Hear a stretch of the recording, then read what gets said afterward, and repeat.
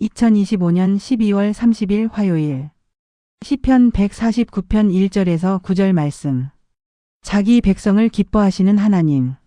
하나님의 뜻을 순종하며 그 능력으로 살아가야 합니다.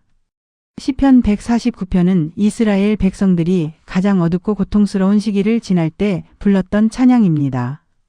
포로에서 돌아와 무너진 성벽을 마주하며 여전히 주변 강대국의 위협 속에 살던 이스라엘 백성들이 어떻게 춤추며 찬양할 수 있을까요? 그 비결은 기쁨의 근거를 환경이 아니라 변치 않는 하나님 자신에게 두었기 때문입니다. 본문은 하나님께서 자기 백성을 어떻게 기뻐하시며 그 기쁨을 입은 성도가 세상 속에서 어떤 존재로 살아가야 하는지를 보여줍니다. 하나. 이유. 성도들은 하나님의 기쁨이 되는 자로서 구원의 옷을 입었기 때문입니다.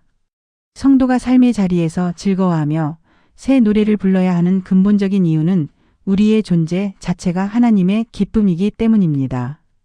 이스라엘을 지으신 창조주이자 왕이신 하나님께서는 자기 백성을 단순히 통치하시는데 그치지 않고 그들을 보며 즐거워하시는 분입니다.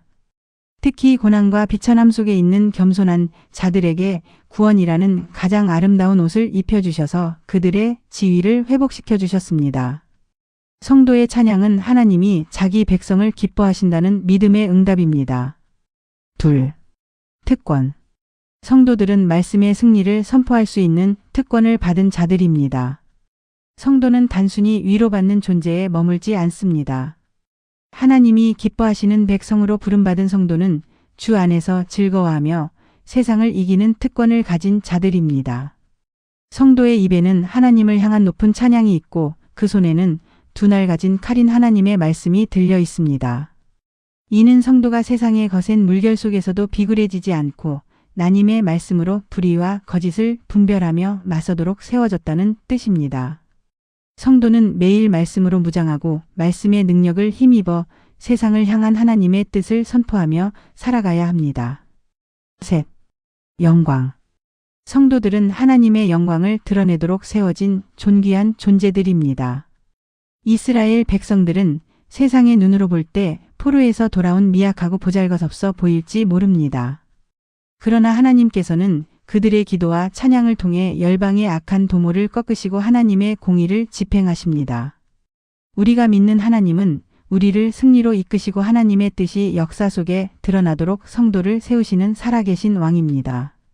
그러므로 성도는 하나님의 영광을 온 땅에 드러내는 존귀한 존재들입니다. 힘든 한 해였지만 하나님 안에 있는 우리에게는 올해도 은혜의 한 해였습니다. 우리는 지나온 삶의 모든 형편을 넘어 우리를 기뻐하시는 하나님의 은혜를 새 노래로 찬양해야 합니다. 말씀의 능력을 힘입어 세상을 향해 하나님의 뜻을 선포하며 살아가야 합니다.